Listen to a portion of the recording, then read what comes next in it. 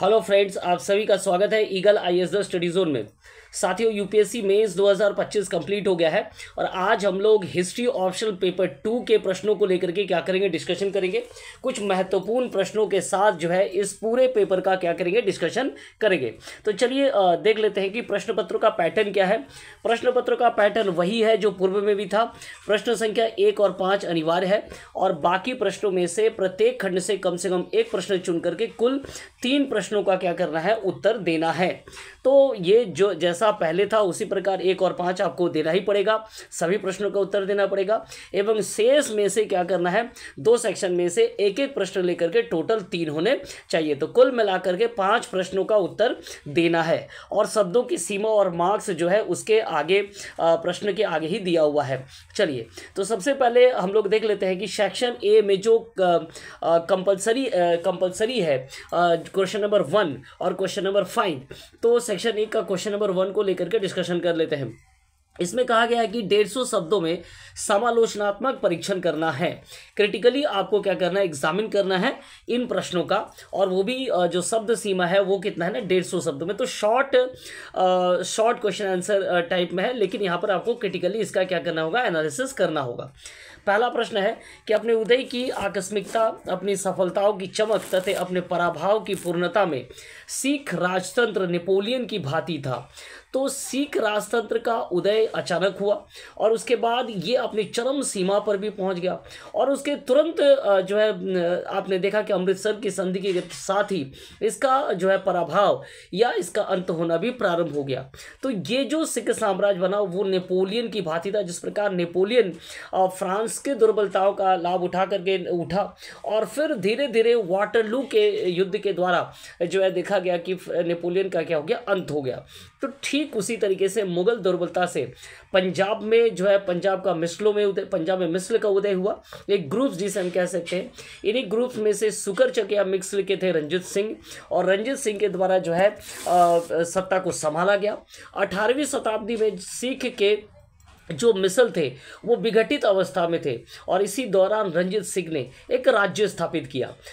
ठीक अगर हम नेपोलियन की भी तुलना इसी प्रकार से करें तो फ्रांस की स्थिति जब बहुत खराब थी और नेपोलियन जब कई युद्धों में फ्रांस को उसकी जो प्रारंभिक स्थिति थी या जो उसकी कमज़ोर स्थिति उसे उठा करके जब लोगों के सामने प्रस्तुत किया तो लोगों ने नेपोलियन पर विश्वास करना प्रारंभ किया और इस प्रकार धीरे धीरे नेपोलियन को क्या हुआ, सत्ता प्राप्त हुआ।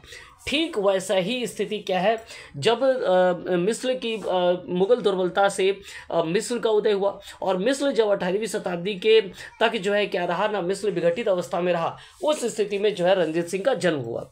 1798 से लेकर के जो है 1806 तक जो है ये जो सिख राजतंत्र है वो खूब फला फूला, अपने चरमोत्कर्ष पर पहुंचा और संपूर्ण पंजाब पर जो है रंजीत सिंह का एक साम्राज्य स्थापित हुआ। उसके तत्वावधान में जो है पूर्णता को प्राप्त हुआ।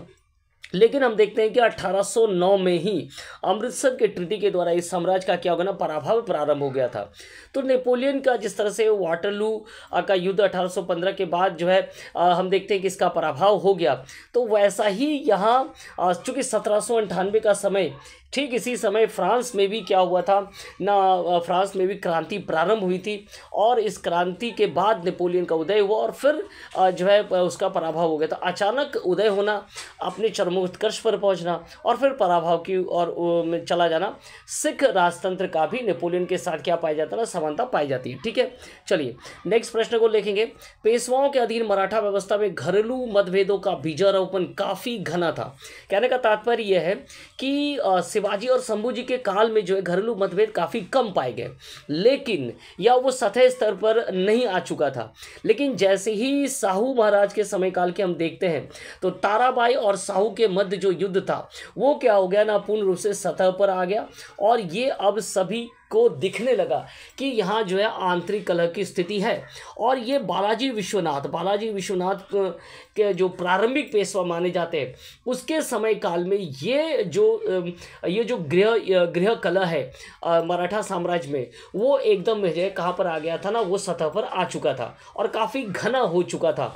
अर्थात एक दूसरे के जो महत्वपूर्ण नेतृत्व थे वो एक दूसरे में जो है क्या हो जाना, ट्रांसफ़र हो जाना और फिर एक दूसरे को कूटनीति के के माध्यम से पराजित करना, तो ये गृह कला हमें देखने को मिला था प्रारंभिक पेशवाओं के काल में, या पेशवाओं का मराठा व्यवस्था जब पेशवाओं के हाथ में आता है तब ये देखने को मिला था। तो इसको लेकर के आप डिस्कशन कर सकते हैं। 1689 में जो है शिवाजी के पुत्र शंभूजी मुगल सेनाओं के द्वारा जो है हत्या कर दिया गया था और फिर जो है साहू को बंदी बना लिया गया। 1707 औरंगजेब की मृत्यु बाद साहू को छोड़ दिया जाता है। साहू मराठा आए और ताराबाई के साथ उनका संघर्ष प्रारंभ हो गया और इसी समय जो है साहू को हेल्प करने के लिए प्रारंभिक पेशवा के तौर पर बालाजी विश्वनाथ का उदय हुआ, जिन्होंने कूटनीति के माध्यम से दिल्ली के तक के जो दिल्ली दरबार तक भी उनके क्या थी ना, कूटनीति के द्वारा उनका समझौता उनका क्या था, हाथ पाया जाता, और इसी समझौते के तहत उन्होंने साहू को क्या किया था, ताकतवर बनाया था। साहू और ताराबाई में गृह युद्ध प्रारंभ हुआ था और 1707 में खेर के युद्ध में यह सतह पर आ गया। ताराबाई और साहू का गृह युद्ध प्रारंभ हो गया और इसी दौरान कूटनीति से जो है साहू को युद्ध में जीत दिलाया गया था बालाजी विश्वनाथ के द्वारा। बाद में बालाजी विश्वनाथ को साहू को सैन्यकर्ता का पद दिया। चंद्रसेन जो है ताराबाई से चंद्रसेन जो कि साहू की ओर था, वे अचानक कहाँ चले जाते हैं, ताराबाई की ओर चले जाते हैं। कान्होजी आंग्रे जो कि ताराबाई में के समर्थन में थे, साहू ने उसे बंदी बना लिया और इस प्रकार देखा जा रहा है कि एक दूसरे के जो महत्वपूर्ण लीडर है उनका आदान प्रदान होना, उनको बंदी बनाना, तो ठीक ये गृह युद्ध की स्थिति या कह सकते हैं आंतरिक कलह जो अब तक शंभूजी के समय में नहीं देखा गया था, साहू के समय काल और हम कह सकते हैं कि प्रारंभिक पेशवाओं के हाथ में जब सत्ता गई तो ये देखने को मिला। चलिए नेक्स्ट प्रश्न को लेकर के डिस्कशन करेंगे। भगत सिंह और उनके साथियों ने क्रांति के उद्देश्य और दायरे को व्यापक रूप दिया, उसे केवल राजनीतिक उथल पुथल तक सीमित ना रखकर सामाजिक वैचारिक परिवर्तन का माध्यम दिया। ये एक बहुत बड़ा प्रश्न है। 1924 तक स्वदेशी मूवमेंट के बाद जो है उग्र क्रांतिकारी या उग्र राष्ट्रवाद उदय होता है। 1905 और 1906 में हमें देखने को मिलता है कि अनुशीलन समिति और जुगांतर समिति के रूप में जो है उग्र राष्ट्रवादियों का उदय होना प्रारंभ हो जाता है, जिनमें अरविंदो घोष, बिपिन चंद्र पाल, लाला लाजपत राय जैसे लोग भी शामिल थे, बारेंद्र घोष भी शामिल थे, जिनके द्वारा कई जो है सशस्त्र जो है घटनाएं घटित किया गया था, जैसे मानिकतला विद्रोह है, इसके साथ मानिकतला कांड है, इसके बाद अलीपुर लाहौर संयंत्र केस है, तो ऐसे कई केसेस है। लेकिन 1928 के बाद जब HSR Hindustan socialist Republican association का गठन हुआ, जो कि भगत सिंह के विचारधाराओं से काफ़ी मेल खाता, और इन्होंने इस पर जो है समाजवाद शब्द को लाने के लिए, जो सोशलिस्ट शब्द को लाने के लिए इनकी भूमिका पाई जाती है, तो इनके द्वारा और इनके साथियों के द्वारा जो है क्या किया ना, क्रांति का एक नए विचार को प्रस्तुत किया गया। किस प्रकार प्रस्तुत किया गया ना, उनका उद्देश्य था कि जो राष्ट्रीय स्वतंत्रता उनका पहला उद्देश्य था। साम्राज्यवाद को जड़ से उखाड़ना उनकी मुख्य भूमिका थी, अर्थात वे किसी प्रकार जो है साम्राज्यवाद को रखना नहीं चाहते थे, पहली बात तो ये है। दूसरा, समाजवाद का भी वे डेफिनेशन देना चाहते थे और इस प्रकार देना चाहते थे कि समाजवाद का अर्थ यहाँ केवल ये नहीं है कि हमें अंग्रेजों से छुटकारा पाना है, बल्कि उन सभी शोषक से छुटकारा पाना है जो भारतीय किसानों को, भारत के गरीब जनताओं को क्या कर रहे हैं, शोषण कर रहे हैं। तो वो एक तरह से तब तक जो है संघर्ष जारी रखना चाहते थे जब तक जो है भारत में शोषण का दौर समाप्त ना हो जाए। तो भगत सिंह के द्वारा क्रांति का एक नया बीजारोपण, एक वैचारिक संघर्ष शुरू किया गया और इसका महत्वपूर्ण जो घटना है वो देखने को मिला जब सेंट्रल असेंबली बम कांड हुआ, और उस दौरान जो है उन्होंने इसे जो है रक्त रंजित नहीं बनाया, किसी को हताहत नहीं किया, अपनी गिरफ्तारी दी और गिरफ्तारी के बाद ये लोगों के सामने प्रस्तुत करना चाहा कि क्रांति का अर्थ केवल सशस्त्र रूप से विरोध करना नहीं, बल्कि इसके कई रूप है और इन रूपों में से जो है पूर्ण रूप से शोषण का विरोध करना एक, और साम्राज्यवाद को देश से भगाना जो है दूसरा उनका उद्देश्य था। भगत सिंह की अगर बात करें तो भगत सिंह जो है मार्क्सवाद के सिद्धांत से काफ़ी क्लोज क्या रखते थे, विचार रखते थे। वे सिर्फ साम्राज्यवाद से भारत को नहीं बल्कि उन पूंजीपतियों से भी किसानों और मजदूरों की रक्षा करना चाहते थे जो कि क्या करते हैं ना, शोषण करते थे। भगत सिंह एक धर्मनिरपेक्ष व्यक्ति थे, कहा जाता है कि वो नास्तिक थे। तो उन्होंने नौजवान भारत सभा बना करके जो है क्या किया था ना, जो कोई भी सांप्रदायिकता का विचार प्रचार करते थे उनका उन्होंने काफ़ी घोर विरोध किया था। तो इस प्रकार कह सकते हैं कि भगत सिंह ने क्रांति की क्या की थी ना, पुनर्व्याख्या की थी, इसे एक वैचारिक आधार प्रदान किया था, जो है वैचारिक आधार प्रदान किया था।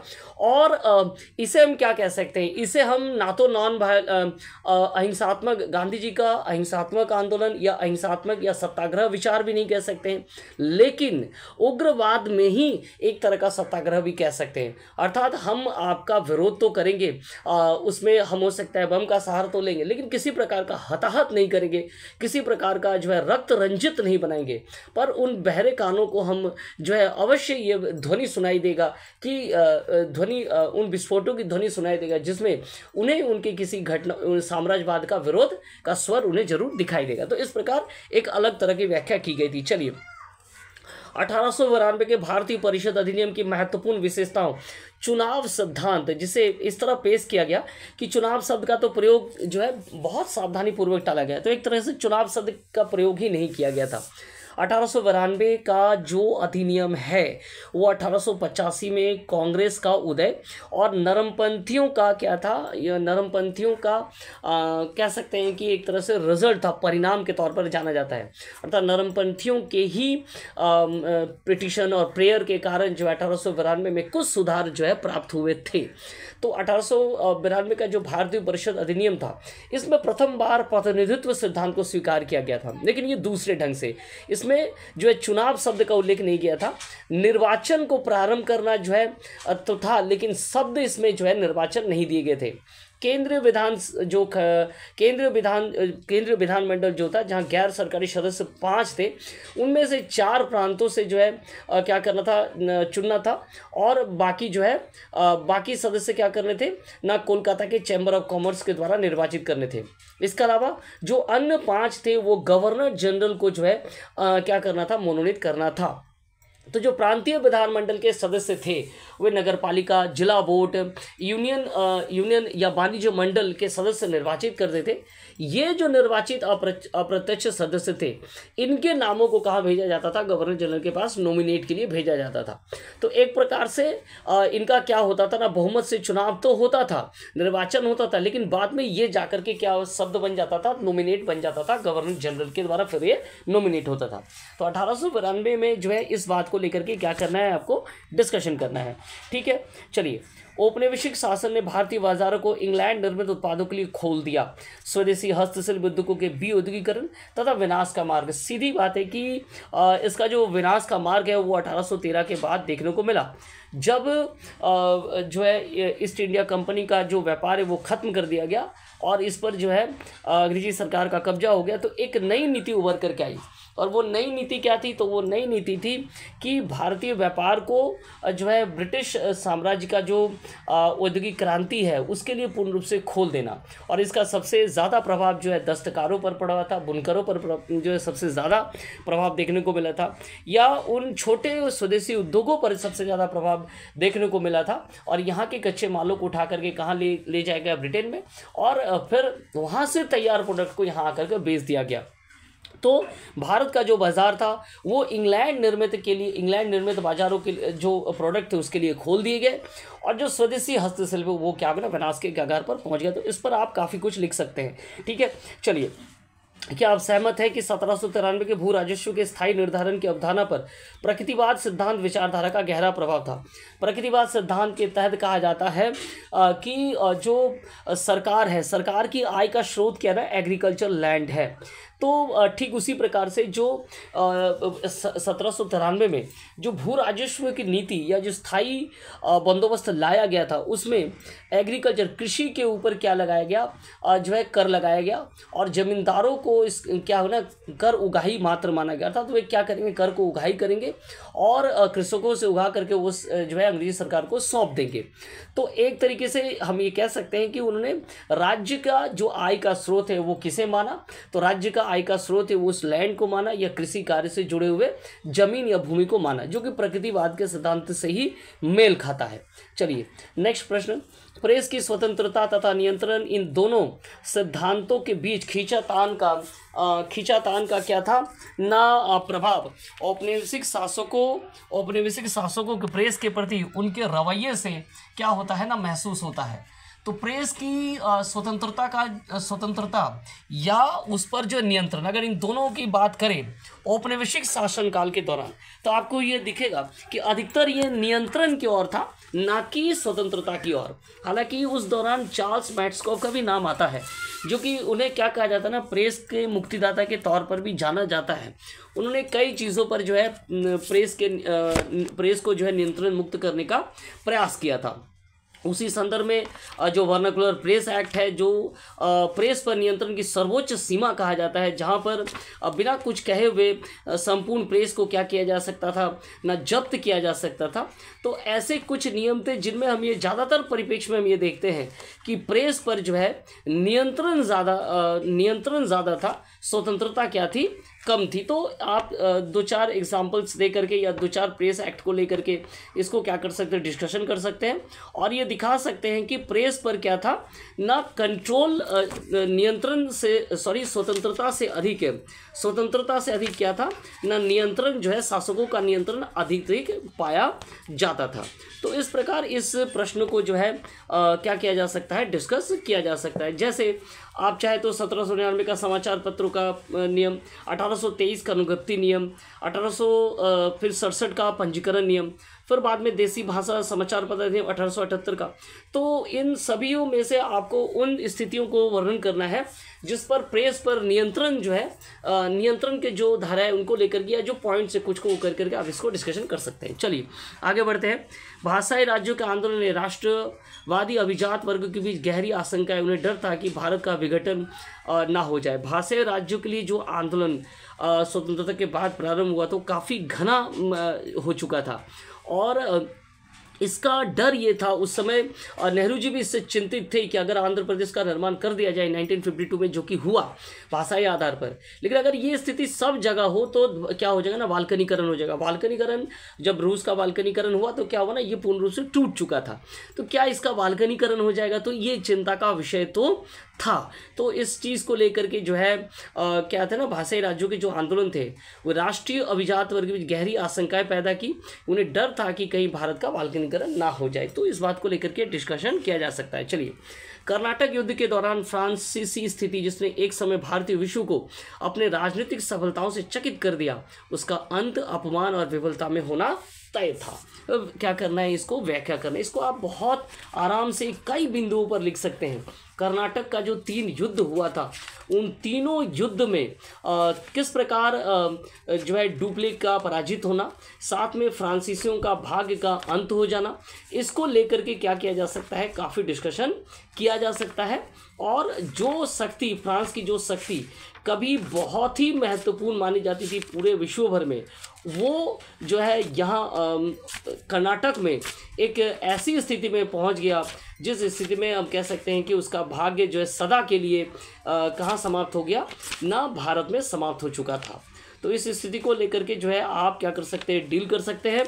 और इस यहाँ 3 युद्धों में फ्रांसीसियों के पराजय की जो 3 कारण थे, कर्नाटक में जो एंग्लो फ्रेंच जो युद्ध हुआ था 1746 से लेकर 48 तक प्रथम, दूसरे युद्ध 1749 से 54, और फिर तीसरा जो युद्ध हुआ 1758 से लेकर के 63, और फिर बांदीवास के स्थान पर सर आयरकुट के द्वारा फ्रांसीसियों को बुरी तरह से पराजित करना कि जो ये घटना ये दिखाती है कि फ्रांस जो कि एक समय क्या था ना, उनका वो क्या थे ना, पूरे विश्व पर उनका राजनीतिक दबदबा था, लेकिन भारत में देखा गया कि सप्तवर्षीय युद्ध के बाद से उनकी स्थिति धीरे धीरे घटते चली गई। ठीक है, चलिए आगे। भारतीय राष्ट्रीय कांग्रेस की स्थापना से संबंधित सुरक्षा बल के सिद्धांत को हाल के शोधकर्ताओं के द्वारा जो है पूरी तरह से अस्वीकृत कर दिया गया है।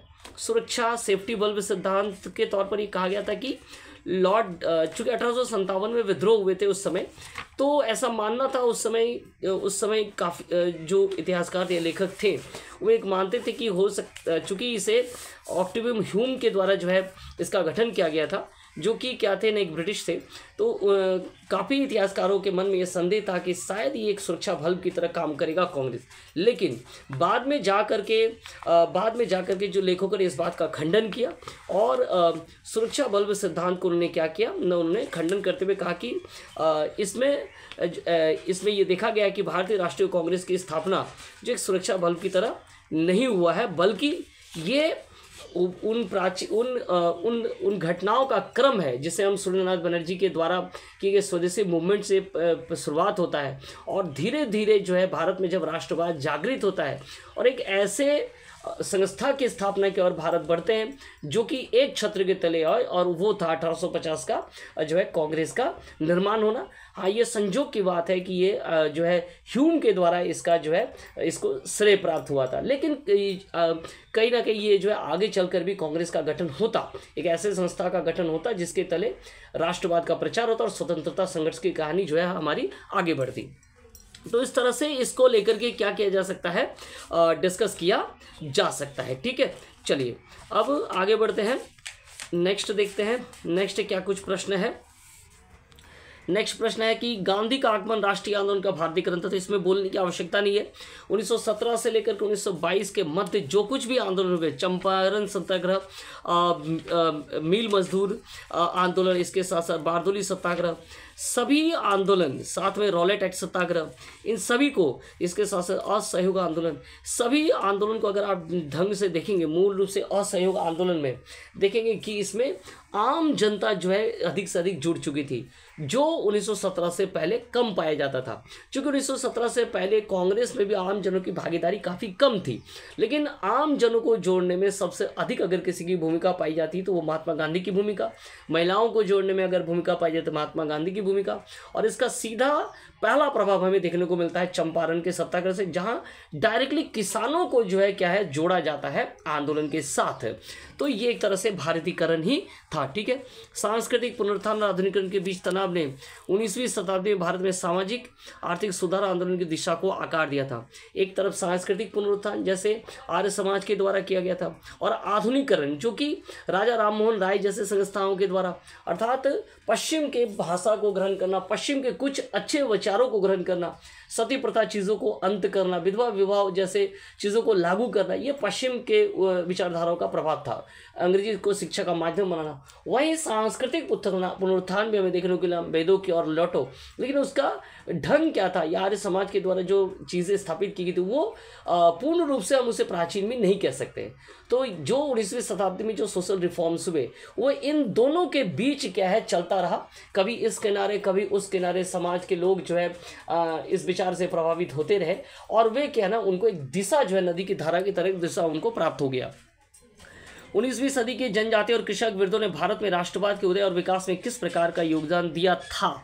19वीं सदी के जनजाति और कृषक विद्रोह 1765 में जो है ईस्ट इंडिया कंपनी इलाहाबाद संधि के माध्यम से बंगाल, बिहार और उड़ीसा की स्थायी दीवानी प्राप्त हुई, और यहाँ से शुरू हुआ प्रांतों में द्वैध शासन जो कि रॉबर्ट क्लाइव के द्वारा स्थापित किया गया। बाद में शोषण का दौर प्रारंभ हुआ, ये एक तरह से शोषण का दौर प्रारंभ हुआ। 1793 में स्थायी भूमि कर की व्यवस्था, बाद में महलबारी व्यवस्था, रेगुलेटिंग एक्ट, इन सभी ने जो है भारत के किसानों को, मजदूर वर्गों को क्या किया, उन पर टैक्स आरोपित किया और उनका शोषण किया। और इस शोषण का जो प्रारंभिक विद्रोह वो देखने को मिला था 65 के बाद से ही अगर हम कहेंगे तो आपको दिखेगा जनजातीय विद्रोह, जो झारखंड में भी कई ऐसे विद्रोह हुए थे जो कि लगातार होते रहे, और ये पूरे भारत के भिन्न भिन्न जगहों से कहने ये विद्रोह देखने को मिला था। 19वीं शताब्दी में भी ऐसे विद्रोह हुए जिन्होंने क्या किया, जिनमें जनजाति और कृषक विद्रोह शामिल है, और जिन्होंने राष्ट्रवाद के उदय में जो अपनी एक महत्वपूर्ण भूमिका दी।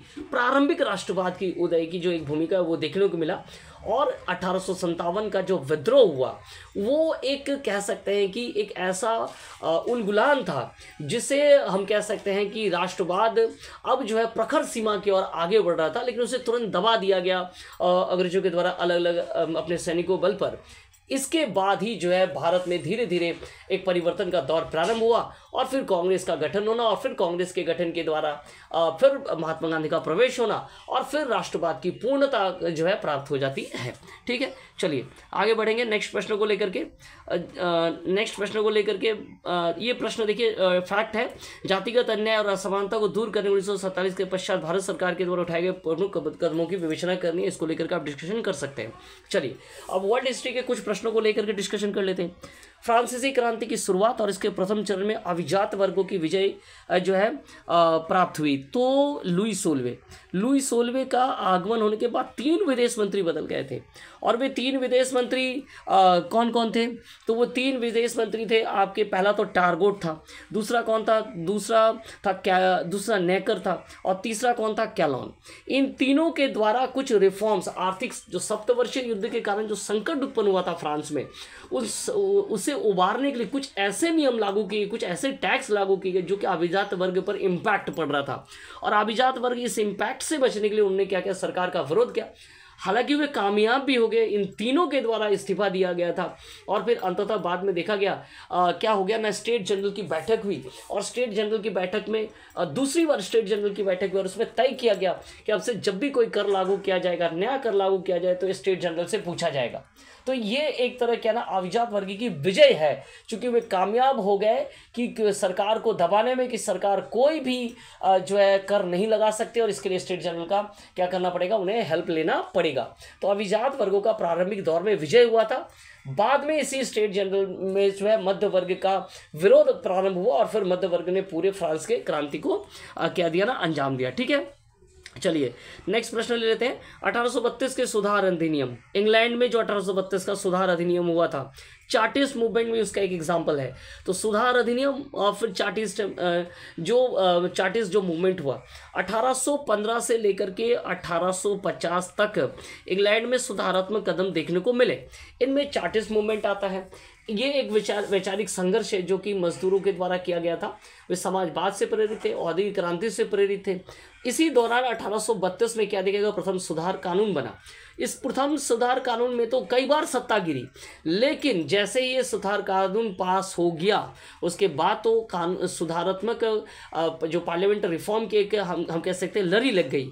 इसके बाद दूसरा सुधार कानून आया 1862 में, फिर तीसरा सुधारण कानून आया 1884 में, फिर संसदीय अधिनियम आया 1911 में, फिर जो स्त्री मताधिकार के लिए 1918 और 1928 में नियम आए। तो एक तरह से इंग्लैंड का जो प्रथम सुधार कानून था, जिसने अभिजात वर्गों के बल को समाप्त करते हुए आम जनों को जो है परिभाषित करने की भूमिका निभाई, और फिर सुधारात्मक कदम जो है चलते चला गया। और इसमें चार्टिस्ट मूवमेंटों की भूमिका जो है पाई जाती है, और उन सभी लोगों की भूमिका पाई जाती है जिन्होंने इस सुधार आंदोलन को लेकर के कार्य किया था। ठीक है, चलिए तीसरा, प्रथम विश्व युद्ध ने केवल राजनीतिक प्रभाव ही उत्पन्न नहीं किए, इन्हें सोचने के तरीकों पर गहरा प्रभाव किया। पहली बात तो राजनीतिक प्रभाव के तौर पर हम कह सकते हैं कि 2 एलाइज बन गए। एक तो सेंट्रल पावर थे और एक एलाइड पावर थे। सेंट्रल पावर में जर्मनी थे, ऑस्ट्रिया हंगरी थे, जिन पर जो है युद्ध का संपूर्ण भार डाला गया, और वे जो है क्या हो गए ना, वे आर्थिक रूप से दब गए।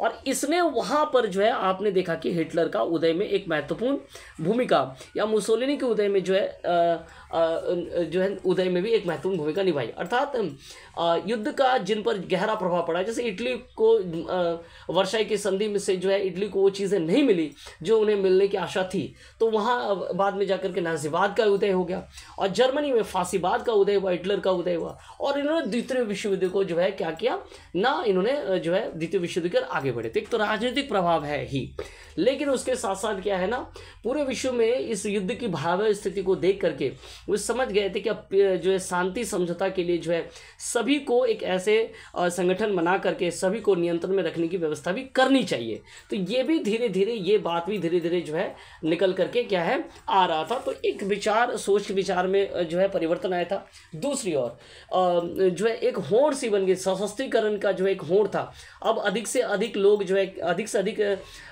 राष्ट्र जो है अधिक से अधिक क्या करना चाहते थे, रक्षा पर व्यय कर रहे थे, और वे टैंकों का युद्ध में जो कुछ भी जो अस्त्र शस्त्र या टैंक के बनाए जाते थे उनका निर्माण वो ज़्यादा से ज़्यादा कर रहे थे। अब उनको ये लग रहा था कि आगे भी जाकर के युद्ध होगा तो उनके लिए अपने रक्षार्थ जो है क्या करना पड़ेगा ना, ज़्यादा से ज़्यादा शस्त्रों का उत्पादन करना होगा। तो एक सोच विचार में परिवर्तन आया, और इस सोच विचार परिवर्तन के कारण जो है बाद में दूसरा विश्व युद्ध जो है देखने को जो है मिलने लगा। ठीक है, चलिए नेक्स्ट प्रश्न को लेकर के हम लोग डिस्कशन करेंगे, वो है मार्क्स पूर्व जो समाजवादी विचारक है, समाजवादी समाज की कल्पना प्राप्त करने या बनाए रखने के लिए व्यवहारिक तंत्र पर पूरी तरह विचार किए बिना ही की। तो रॉबर्ट ओवेन जैसे जो दार्शनिक हैं वे पूर्व समाजवादी विचारकों में माने जाते हैं और उन्होंने समाजवाद शब्द को परिभाषित किया था। लेकिन उन लोगों के द्वारा जो ऐसे कई और जो समाजवादी विचारक उनके द्वारा जो प्रयास किए गए वो असफल हो गया। वो असफल इस संदर्भ में हुआ कि उस समय मजदूर ना तो टेक्निकल दृष्टि से उतने उन्नत थे और ना ही उनमें वो प्रबंधन क्षमता थी कि वो क्या कर सकते थे। ना पूर्ण समाजवादी के तहत जो है उद्योगों का राष्ट्रीयकरण कर लेने पर भी अगर मजदूरों के हाथों में दे भी दिया जाए तो वो उसको क्या कर सकते थे, संचालित कर सकते थे। ऐसा रूस के बोल्शेविक क्रांति से भी हुआ था, आपने देखा था, जो कि लेनिन के सामने क्या था ना, एक बहुत बड़ा संकट उत्पन्न जो है हमें जो देखने को मिला था कि एक बहुत बड़ा जो है संकट उनके सामने उत्पन्न हो गया था। तो मार्क्स पूर्व जो समाजवादी विचारक थे उन्होंने जो समाज की कल्पना तो की थी लेकिन वो व्यावहारिक दृष्टिकोण से सही नहीं हो पाया था और इस कारण से वे क्या हुए थे, पूर्ण रूप से सफल तो नहीं हुए थे या वे पूर्ण रूप से समाज को समझने में जो है क्या थे नहीं समझ पाने के कारण उनके समाज की जो कल्पना थी वो व्यावहारिक रूप से लागू नहीं हो पाया था। ठीक है, इस प्रकार इसको आप डिफाइन कर सकते हैं। 19वीं सदी में राष्ट्रवाद, एकीकरण और विघटन दोनों के लिए प्रेरक शक्ति था। यूरोप और दुनिया के अन्य देशों में उदाहरण देकर समझाइए। 19वीं सदी के जो राष्ट्रवाद का एकीकरण था, राष्ट्रवाद की लहर हर जगह चल रही थी और इस राष्ट्रवाद के लहर के कारण एकीकरण का दौर प्रारंभ हुआ और इस एकीकरण के दौर के कारण बाद में आपने देखा कि क्या हुआ ना, एकीकरण तो एक तरफ से हुआ, दूसरी ओर हमें युद्ध के वातावरण भी देखने को मिले जिससे पुनः क्या हो गया ना, विघटन होना भी प्रारंभ हुआ। अर्थात कुछ भाषाई आधार पर लोग एक जगह पर एकत्रित हुए और उन्होंने एक राज्य का निर्माण कर लिया। तो एक तरह से राष्ट्रवाद की लहर ने क्या किया ना, राष्ट्रवाद की लहर ने राष्ट्रवाद का एकीकरण तो हुआ लेकिन उन्होंने विघटन का दौर भी जो है उन्होंने क्या किया, आगे बढ़ाया। ठीक है, अमेरिकी क्रांति कई मायनों में राजनीतिक, नागरिक और धार्मिक क्षेत्रों में प्रबोधन की अभिव्यक्ति थी। तो अमेरिकी क्रांति की विशेषताओं को यहाँ पर लिखना है। राजनीतिक क्या विशेषताएं प्राप्त हुई, नागरिकों का जो मानवाधिकार से जुड़े जो प्रश्नों को हल करने में अमेरिकी क्रांति की भूमिका, धार्मिक क्षेत्रों में जो कम प्रभाव था वो हमें देखने को मिलता है अमेरिकी क्रांति में। तो इन सभी चीज़ों को लेकर के क्या करना है, आपको लिखना है। ठीक है, क्या नव साम्राज्यवाद पुराने औपनिवेशिक तरीकों की निरंतरता थी या वैश्विक शक्ति संरचना में एक मौलिक परिवर्तन का संकेतक था? तो हम कहेंगे कि ये दोनों नव साम्राज्यवाद की जो आप कहेंगे कि भूमिका है वो एक तरह से नया ही है लेकिन इसके स्वरूप में परिवर्तन आ गया है। नव साम्राज्यवाद से पहले जो पुराने जो साम्राज्यवाद थे वो क्या था ना, वो डायरेक्ट शोषण था। अर्थात जैसे भारत पर ब्रिटेन का एक आधिपत्य था और यहाँ के जो रॉ मटेरियल से वो कहाँ चले जाते थे, ब्रिटेन चले जाते थे, तो वो एक शोषण था। लेकिन अब शोषण का दौर नव साम्राज्यवाद में बदल गया था। अब महाशक्तियों के द्वारा विभिन्न प्रकार के नियमों के तले जो है कम विकसित देशों पर शोषण दबाव डाला जाता था ताकि वो इसके हिसाब से काम करे। तो नव साम्राज्यवाद का क्या था ना, एक विचार बदल गया था, एक नया शक्ति संतुलन भी स्थापित करने का यहाँ पर प्रयास किया गया नव साम्राज्यवाद के तहत। तो ये पुराने औपनिवेशिक विचार का एक नया रूप इसे हम कह सकते हैं। ठीक है, चलिए, तो ऐसे ही प्रश्नों को लेकर के जो है डिस्कशन किया गया साथियों पेपर 2 का, और हमारे द्वारा हमारे यूट्यूब चैनल में जो है इससे पूर्व हिस्ट्री ऑप्शन के डिस्कशन को एक वीडियो डाला गया था जो कि पेपर 2 का था, लेकिन गलती से उस पर हमने पेपर 1 शब्दों का उच्चारण किया था और थंबनेल मिस्टेक्स के कारण मैंने उस वीडियो को हटा दिया और इस वीडियो को पुनः लेकर के आपके सामने ला रहा हूँ जिसपे इसका कंप्लीट डिस्कशन, हिस्ट्री ऑप्शन 2 का कंप्लीट डिस्कशन किया गया है। तो हमारे साथ जुड़े रहिए और हमारे साथ जुड़ने के लिए बहुत बहुत धन्यवाद।